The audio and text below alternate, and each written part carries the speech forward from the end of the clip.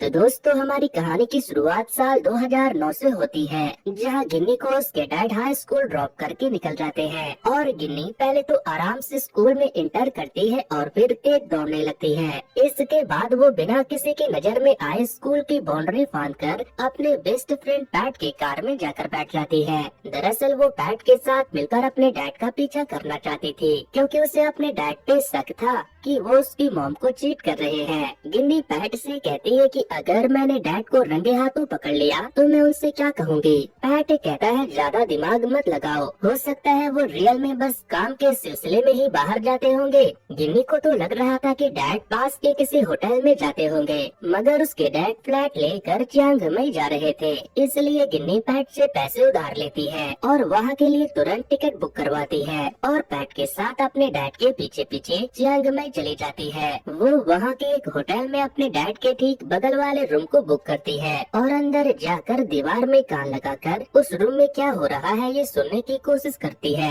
मगर दीवार काफी मोटी थी तो उसे कुछ आवाज नहीं आ रहा था। जिसके बाद पैट उस रूम के टीवी के सॉकेट को निकालकर कान लगाकर सुनता है, जहाँ उसे कुछ अजीब से साउंड आते हैं जो वो नहीं चाहता था कि इसे गिन्नी भी सुने। इसलिए वो कहता है कि कोई भी आवाज नहीं आ रहा, मगर गिन्नी समझ जाती है कि वो झूठ बोल रहा है। इसलिए वो अपने डैड के रूम को नॉक करती है, मगर नॉक करते हुए गिन्नी की आंखों में आंसू थे और उसके हाथ कांप रहे थे। पैट उसे मना भी कर रहा था कि प्लीज ऐसा मत करो, मगर वो डोर नॉक कर ही देती है। कुछ देर में गिन्नी के डैड डोर ओपन करते हैं, मगर बाहर उन्हें कोई नहीं दिखता, क्योंकि पैट गिन्नी को लेकर वहाँ से जा चुका था। फिर नेक्स्ट सीन में हमें एरोप्लेन का सीन दिखाया जाता है। गिन्नी सोच रही थी कि अब क्या करना सही रहेगा, क्या मैं मॉम को डैड की सच्चाई बता दूं? तो पैट कहता है इससे क्या होगा, तुम्हें पता है ना तुम्हारे पेरेंट्स का भी डिवोर्स हो जाएगा और मैं नहीं चाहता कि तुम्हें वो सब सहना पड़े जो मैंने अपने पेरेंट्स के डिवोर्स के वक्त सहा था। गिन्नी कहती है मेरे डैड बहुत अच्छे हैं, हमेशा मुझे लगता था कि मेरे डैड मुझसे और मेरी मॉम से बहुत प्यार करते हैं। काम में बिजी रहने के बाद भी वो हमारे लिए टाइम निकाल लेते हैं, मगर मुझे नहीं पता था कि वो हमारे अलावा चीटिंग के लिए भी टाइम निकाल लेते हैं। अब तो मुझे लग रहा था कि वो हमसे प्यार करते भी है या नहीं। इस पे पैट गिन्नी का हाथ पकड़कर कहता है कि मुझे नहीं पता कोई तुमसे प्यार करता है या नहीं, पर मैं सच में तुमसे बहुत प्यार करता हूँ और हमेशा तुम्हारे साथ रहना चाहता हूँ। गिन्नी इमोशनल होकर उसे हग कर लेती है। फिर कुछ देर के बाद वो पूछती है कि तुम मुझसे किस टाइप का प्यार करते हो, तो वो डर जाता है और पीछे हटना चाहता है, मगर गिन्नी उसे जोर से हग किए हुए थी और बिना जवाब के वो उसे छोड़ने को तैयार ही नहीं थी। तो पैट कहता है अरे हम दोनों काफी अच्छे फ्रेंड हैं और हम दोनों एक दूसरे से हर बात शेयर कर सकते हैं। फिर वो उसे समझाता है कि देखो फ्रेंड्स रहना ज्यादा बेटर है, क्योंकि इसमें पॉजिटिवनेस नहीं होती, ज्यादा टेंशन लेने की जरूरत नहीं होती, बेकार के फाइट्स नहीं होते और सबसे बेस्ट बात कि इसमें ब्रेकअप का कोई सीन नहीं होता। ये सुन के गिन्नी दूसरे सीट पे जाके बैठ जाती है। फिर सीन कुछ दिनों के बाद शिफ्ट होती है। गिन्नी पैट को बताती है कि मैं लुइस को डेट कर रही हूँ। ये सुनते ही पैट को बड़ी बेचैनी होती है और वो पूछता है कि लुइस ने ऐसा क्या कर दिया जो तुम उसके प्यार में पड़ गई। तो गिन्नी कहती है ये तो सीक्रेट है, मैं नहीं बता रही। तो पैट कहता है अच्छा तो बॉयफ्रेंड बन गया है तो तुम मुझसे सीक्रेट रखोगी। इस बात को गिन्नी मजाक में उड़ा देती है और लुइस के पास चली जाती है। लुइस गिटार बजाते हुए जाने लगता है और गिन्नी उसके कंधे पे अपना सर रख देती है। इससे पैट को जलन होती है और वो सोचता है कि मैं जाकर गिटार लुइस के बदन पे तोड़ दूंगा, मगर फिर वो अपनी फीलिंग पे कंट्रोल कर लेता है। फिर सीन 2019 में शिफ्ट होती है। एक वेडिंग में गिन्नी गाना गा रही थी और पैट कुछ लड़कों से बातें कर रहा था और उन्हें अपनी और गिन्नी की स्टोरी बता रहा था कि मैंने ही गिन्नी से कहा था कि फ्रेंड्स बने रहने में ही भलाई है, मगर जब मैंने गिन्नी को उस लड़के के साथ देखा तो जैसे मेरे तन बदन में आग लग गई। पैट के फ्रेंड कहते हैं कि तुम्हारी लड़की तो सच में बहुत प्यारी है, तुमने फ्रेंड बनकर खुद के पाँव पे ही कुल्हाड़ी मार ली। फिर पैट का एक दोस्त कहता है चलो तुम्हारी वाली तो अब सिंगल है, मगर मेरी वाली को तो देखो अपने बॉयफ्रेंड के साथ डांस कर रही है, उसे तो मेरी फीलिंग के बारे में पता भी नहीं है। पैट का एक और फ्रेंड कहता है कि मेरी वाली तो अपने एक्स को ही नहीं भूल पा रही, उसने मुझे एज ए फ्रेंड इंतजार करने को कहा है। वहीं एक और दोस्त बताता है कि मेरी वाली ने अभी ग्रेजुएशन में एडमिशन लिया है और वो कहती है कि जब तक पीएचडी नहीं कर लेती तब तक मुझे किसी को डेट नहीं करना। तो देखा जाए तो किसी का फ्रेंड जोन 1 साल से चल रहा था, किसी का 3 साल से तो किसी का 5 साल से, मगर पैट को तो 10 साल हो चुके थे। ये सुनकर पैट के सारे दोस्त हैरान हो जाते हैं कि 10 साल से तुम फ्रेंड जोन से बाहर ही नहीं निकल पाए। तो पैट बताता है, अरे गिन्नी तो तैयार ही थी, मैं ही बार बार उसे फ्रेंड जोन कर देता था। जिसके बाद उसने टेड नाम के बंदे को डेट करना स्टार्ट किया। फिर एक पार्टी में उसने मुझे टेड से मिलवाया। वह उन दोनों की लवी डबी हरकतें देखकर मुझे फिर से जलन होने लगी और मेरा मन किया कि कोई शोपीस उठाकर टेड को दे मारूं, मगर फिर मैंने खुद को कंट्रोल कर लिया और उस पार्टी में गाना गाते हुए गिन्नी स्टेज से गिर गई। तुरंत एम्बुलेंस बुलाया गया। मैंने और टेड ने मिलकर गिन्नी को एम्बुलेंस में चढ़ाया और साथ में बैठने लगे। तब एम्बुलेंस वाले ने कहा कि कोई एक बंदा ही हमारे साथ आ सकता है, जिस पर हम दोनों ही जाने को तैयार हो गए, क्योंकि हम दोनों ही गिन्नी से प्यार करते थे, इसलिए हम में से कोई भी पीछे हटने को तैयार नहीं था। तब गिन्नी ने मेरा नाम लिया और मैं तो खुशी हो गया, मगर फिर उसने कहा कि पैट जाओ तुम पार्टी एंजॉय करो और टेड तुम यहाँ आकर मेरे पास बैठो। फिर टेड मेरे आंखों के सामने गिन्नी का हाथ पकड़कर उसे हौसला देते हुए हॉस्पिटल ले गया और मैं बस अपना इत्तू सा मुँह लटका कर खड़ा रह गया। तो इस तरह से मुझे धीरे धीरे ये फ्रेंड जोन खलने लगा, जिस पे पैट के दूसरे दोस्त भी कहते हैं, हाँ हम पास हो के भी बहुत दूर है उनसे। वो हमसे फोन पे घंटों बात करती है, मगर अपने बॉयफ्रेंड के बारे में वो हमारे साथ कंफर्टेबल फील करती है, मगर जब ट्रिप पे जाने की बारी आती है तो वो अपने बॉयफ्रेंड के साथ चली जाती है। वो हर रोज हमें आई लव यू कहती है और हर रात मिस यू भी कहती है, मगर वो कभी भी हमें चूज नहीं करती। ये फ्रेंड जोन एक तरह का जेल है जहाँ हम घुट घुट कर रहते हैं। फिर पैट और उसके अभी अभी बने 3 दोस्त बियर ग्लास चेयर करके कहते हैं कि अब बहुत हो गया, अब हमें बड़ी नहीं हबी बनना है। इसके बाद सीन फिर से पास्ट में शिफ्ट होती है। पैट एक लड़के के साथ म्यांमार घूमने के लिए गया हुआ था। वहाँ उसे अचानक से गिन्नी का कॉल आता है तो वो तुरंत ही पिक कर लेता है और गिन्नी उसे बताती है कि मुझे वोमिटिंग हो रहा है और मेरे पीरियड्स भी नहीं आए, लगता है मैं प्रेग्नेंट हूँ, जिससे पैट की हालत खराब हो जाती है। और वो पूछता है कि कहाँ हो तुम, तो वो बताती है कि मैं मलेशिया में हूँ, तुम यहाँ मेरे पास आ सकते हो क्या, मुझे तुम्हारी जरूरत है। पर पैट कहता है कि मैं खुद म्यांमार आया हुआ हूँ। फिर वो फ्लैट पकड़ के गिन्नी के पास चला जाता है।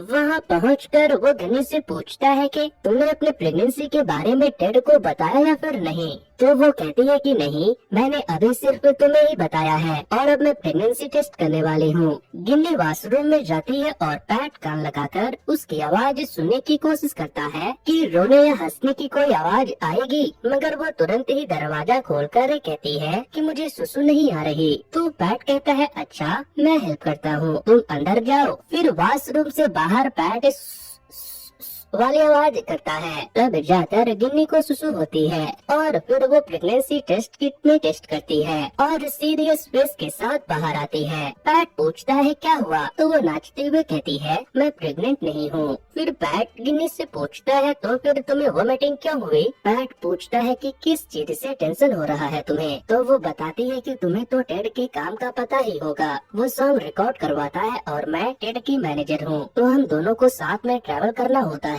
पर उस दिन गिरने से जो मेरे पैर में चोट लगा था, मैं उससे पूरी तरह से रिकवर नहीं हो पाई, इसलिए मुझे रेस्ट करने को कहकर वो अकेले इस बार चला गया। वो अलग अलग देश में जाकर खूबसूरत सिंगर से मिला और उसने सॉन्ग रिकॉर्ड करवाई और मुझे ऐसा लगा कि उसका किसी के साथ या सभी लड़कियों के साथ कुछ न कुछ लफड़ा होता होगा, इसलिए जब वो इंडोनेशिया में था तो मैं भी वहाँ चली गई। तब उसने मुझे एक कपल वॉच गिफ्ट किया, जिससे मैं तो हैरान हो गई कि आज न तो मेरा बर्थडे है और न ही कोई स्पेशल ओकेजन, तो फिर मुझे ये इतनी महंगी वॉच क्यों गिफ्ट कर रहा है। क्या टेड ने कुछ ऐसा किया है जिसकी वजह से उसे गिल्टी फील हो रहा है, या फिर वो मुझसे कुछ छिपाने की कोशिश कर रहा है। तो मैंने चुपके से उसका फोन चेक किया, पर फोन में भी मुझे कुछ गलत नहीं मिला। तो फिर मैंने उसका वॉलेट चेक किया, तो पता है उसमें से मुझे क्या मिला, मलेशिया के एक रेस्टोरेंट का रिसिप्ट। इस पे पैट कहता है, अरे यार मुझे लगा तुम्हें ब्रा वगैरह कुछ मिला होगा, तुम एक रेस्टोरेंट के रिसिप्ट रिसिप्ट के चक्कर में मलेशिया आ गई, तुम कोई मिलियनर हो क्या? गिन्नी जवाब देती है, ये मेरे कमाए हुए पैसे हैं, मैं चाहे तो इनमें आग लगा दूं, तुम्हें इससे क्या? तुम चुपचाप मेरी बात तो सुनो।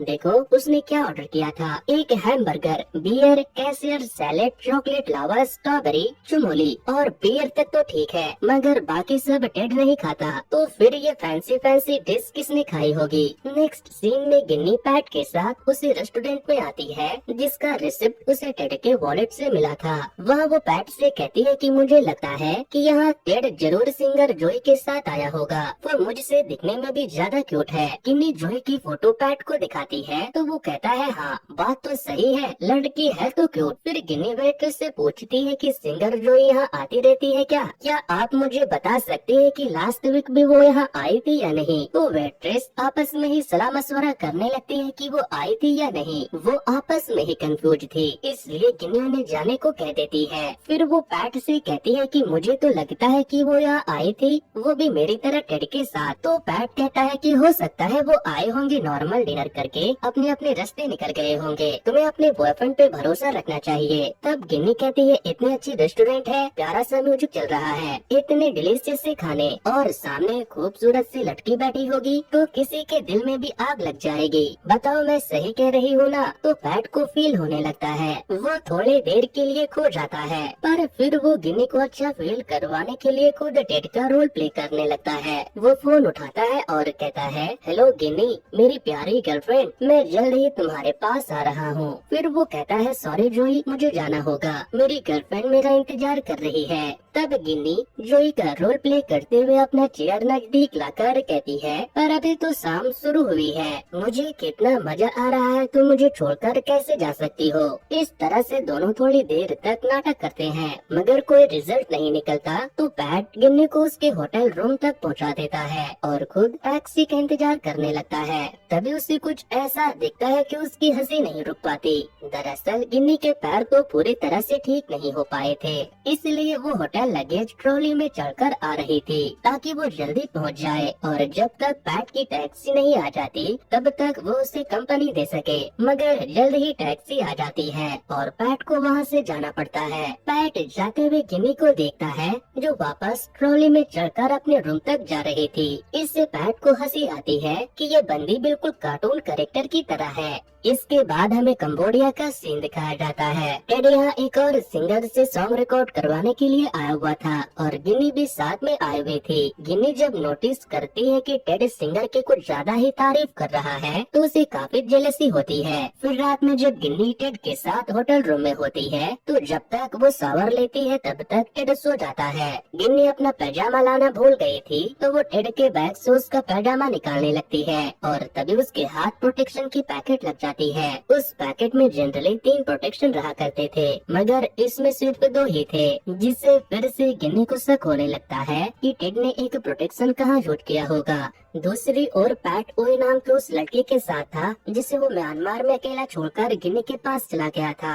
वो एक एयर होस्टेस थी और वो अपने साथ पैट को चलने को कह रही थी, मगर पैट कह रहा था कि मैं ट्रैवलिंग करके थक चुका हूँ और अब मैं घर जाकर रेस्ट करना चाहता हूँ, जिससे ओई थोड़ी नाराज होकर अकेले ही चली जाती है। उसी एयरपोर्ट पे यानी थाईलैंड के एयरपोर्ट पे पैट को गिन्नी मिल जाती है और वो उसे प्रोटेक्शन वाली सारी कहानी बता देती है। तो पैट पूछता है कि तुमने टेड से इस बारे में बात की क्या? तो वो कहती है, नहीं, बात करके क्या ही फायदा, वो तो कोई ना कोई एक्सक्यूज बना ही लेगा, मैं खुद पता लगा लूंगी। पैट कहता है, प्लीज गिन्नी इस बार फिर से डिटेक्टिव बनने की कोशिश मत करो, मगर गिन्नी कहाँ मानने वाली थी। वो कहती है, तुम्हें साथ नहीं आना तो कोई बात नहीं, मैं अकेले ही पता लगा लूंगी। मगर पैट से देखा नहीं जाता और वो भी उसके साथ नेक्स्ट फ्लैट में गिन्नी के साथ बैठ जाता है। नेक्स्ट सीन में ये दोनों हांगकांग के एक रेस्टोरेंट में होते हैं, वो भी टेड के रिकॉर्डिंग स्टूडियो के ठीक सामने वाले रेस्टोरेंट में, जहाँ से ये नजर रखने वाले थे कि टेड किसी के साथ जाएगा या अकेले। पर उसी वक्त टेड गिन्नी को वीडियो कॉल कर देता है तो गिन्नी वीडियो कॉल रिसीव कर भी लेती है और टेड के पूछने पे वो झूठ बोल देती है कि मैं चाइना टाउन में हूँ। टेड अपने सिंगर से गिन्नी की बात भी करवाता है। अंदर से तो गिन्नी उस सिंगर से जल रही थी, मगर ऊपर से इतनी अच्छी से बात करती है जैसे ये दोनों सिस्टर्स हो। फिर आखिर में टेड गिन्नी से कहता है कि मैं बहुत थक चुका हूँ, तो यहाँ से सीधे जाऊंगा होटल रूम और सो जाऊंगा। तुम अपना चाइनाटाउन में अपना डिनर एंजॉय करो। कॉल कट होने के बाद ये दोनों खिड़की से टेड पे नजर रखते हैं और देखते हैं कि सिंगर और उसकी मैनेजर टेड से हैंडशेक और हग करके निकल जाती है और टेड अपने टैक्सी का इंतजार करने लगता है। मगर इन्हें नहीं पता था कि सिंगर अपने मैनेजर के साथ उसी रेस्टोरेंट में चली आएगी जहाँ गिन्नी पैट के साथ है। गिन्नी अभी भी खिड़की से बाहर देख रही थी। उसे टैक्सी में एक लड़की दिखाई देती है, इसलिए वो तुरंत दूसरी टैक्सी लेकर उस होटल में चली जाती है जहाँ टेड स्टे करने वाला था। मगर वहाँ 2-3 घंटे तक टेड नहीं पहुँचता तो गिन्नी को उसकी चिंता होने लगती है और वो बार बार टेड को कॉल करती है, मगर वो कॉल नहीं उठाता। तो पैट गिन्नी को अपना फोन देकर कहता है कि इसे एक बार और ट्राई करो, जिससे टेड एक ही बार में कॉल पिक कर लेता है, जिससे गिन्नी शॉक हो जाती है। यानी टेड जानबूझकर गिन्नी का कॉल इग्नोर कर रहा था। तब भी पैट गिन्नी का दिल टूटते हुए नहीं देखना चाहता और उसे अलग अलग एक्सक्यूज देने लगता है कि हो सकता है टैक्सी में टेड की कोई फ्रेंड हो और वो साथ में डिनर पे चले गए होंगे, या टेड ने ड्रिंक कर लिया होगा और वो होटल तक नहीं पहुंच पाया। कुछ भी हो सकता है ना। तुम ऐसा क्यों सोच रही हो कि वो तुम्हें चीट करेगा? गिन्नी काफी अपसेट थी और वो अकेले नहीं रहना चाहती थी, इसलिए वो पैट से कहती है कि नेक्स्ट फ्लैट तुम्हारी कहाँ की है। दरअसल पैट भी केबिन क्रू में काम करता था, तो वो बताता है कि कराबी की, जिस पे गिन्नी कहती है कि तुम मुझे कुछ दिनों के लिए अपने साथ रख लो। पैट मान जाता है। गिन्नी यहाँ बस ईट स्लीप और रिपीट करने को आई थी, मगर पैट से गिन्नी का ये हाल देखा नहीं जाता। वो उसे अपने साथ कराबी के एक मंदिर में ले जाता है और फिर ट्रेकिंग वगैरह पे भी ले जाता है। वहाँ ये दोनों डिस्कस करते हैं कि मंदिर में हमने प्रेयर में क्या मांगा। पैट बताता है कि मैंने मांगा कि हम दोनों हमेशा साथ रहे। तो गिन्नी कहती है पर प्रेयर बता देने के बाद वो पूरी नहीं होती। वही गिन्नी बताती है कि मैंने मांगा कि तुम सुधर जाओ, प्लेयर बनना छोड़ दो, क्योंकि ना जाने तुमने कितनी लड़कियों का दिल तोड़ा है। तब पैट कहता है कि तुमने भी बता दिया, अब तुम्हारी भी विश पूरी नहीं होगी। तो गिन्नी पूछती है वैसे अच्छा है मैं तुम्हारी गर्लफ्रेंड नहीं हूँ, वरना मैं तो दिन भर तुम्हारा फोन चेक करती और तुम्हारे फोन पे तो ना जाने कितनी लड़कियों का मैसेज आता, मैं तो तुम्हारा दिमाग ही खराब कर देती। इस पे पैट कहता है किसी के मैसेज नहीं आते, चाहे तो चेक कर लो। गिन्नी उसका फोन चेक करने लगती है और उसे सच में किसी लड़की का मैसेज नहीं मिलता।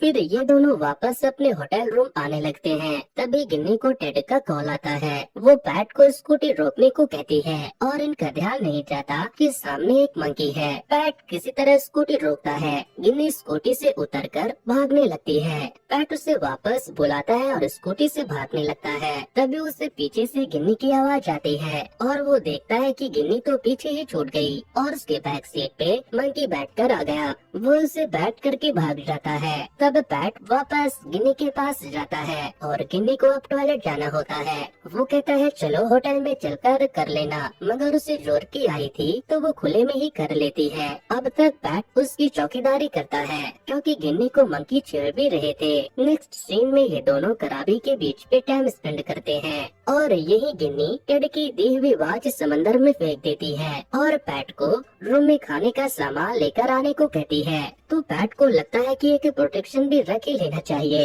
क्या पता उसे एक चांस मिल जाए। फिर वो डरते हुए रूम में जाता है। अंदर गिन्नी सारे बीयर को बाथटब में डालकर बीयर स्पा लेने का प्लान बना रही थी। वो पैट को भी ज्वाइन करने को कहती है। फिर दोनों किस करने ही वाले थे कि तभी गिन्नी रोना शुरू कर देती है। वो कहती है कि जब टेड कर सकता है तो मैं क्यों नहीं कर पा रही। इस पे पैट भड़क जाता है और कहता है कि तुम अभी तक टेड से मूव ऑन नहीं कर पाई और मेरे साथ इन्वॉल्व हो रही हो। मैं तुमसे प्यार करता हूँ और नहीं चाहता कि तुम सिर्फ रिबॉन्ड के लिए मेरे साथ इन्वॉल्व हो। थोड़े आर्गुमेंट होने के बाद गिन्नी कहती है मैं टेड से ब्रेकअप कर लूंगी। पैट कहता है अगर तुमने उससे ब्रेकअप नहीं किया तो मैं तुम्हें किस कर लूंगा। तुम्हें मुझे यूरोप घुमाने ले जाना होगा, मुझे नॉर्दर्न स्लाइड देखनी है, कैवियर खाना है वो भी 5 स्टार होटल में। इसके लिए पैट मान जाता है। फिर वो दोनों एक रूम में सोने के बावजूद भी क्लोज नहीं आते। फिर नेक्स्ट सीन में गिन्नी म्यांमार में होती है टेड के साथ। ये यहाँ भी एक रिकॉर्डिंग के लिए आए हुए थे। यहाँ भी टेड सिंगर से हंस के बातें कर रहा था, मगर अब गिन्नी और बर्दाश्त नहीं करना चाहती थी। इसीलिए वो सबके सामने टेड को कन्फ्रंट करती है कि हांगकांग में वो टैक्सी से कहाँ गया था और किसके साथ था। टेड भी समझ जाता है कि गिन्नी उसके ऊपर नजर रख रही थी, तो वो बता देता है कि उस टैक्सी में मेरी कॉलेज फ्रेंड थी। हम दोनों एक दूसरे को पसंद भी किया करते थे, पर कभी डेट नहीं कर पाए। इसलिए हाल फिलहाल में जब तुम ट्रिप पे मेरे साथ नहीं जा रही थी, तो मुझे उसने मैसेज किया और फिर हमारा मिलना जुलना शुरू हो गया। इसके बाद चीजें कंट्रोल से बाहर हो गई और मुझसे गलती हो गई। सच्चाई सुनकर गिन्नी रोने लगती है और कहती है कि तुमने कोई एक्सक्यूज क्यों नहीं बनाया, मुझे सच्चाई क्यों बता दी। तो वो जवाब देता है कि मैं तुम्हें और अंधेरे में नहीं रखना चाहता। गिन्नी कहती है मैंने तो तुम्हें बताया था ना कि मुझे इस तरह के आदमी बिल्कुल नहीं पसंद जो चीट करते हैं। तभी टेड गिन्नी को हग कर लेता है और कहता है मैं तुम्हें जाने नहीं देना चाहता। नेक्स्ट सीन में गिन्नी पैट से मंदिर में मिलती है और बताती है कि मैं टेड को एक और चांस देना चाहती हूँ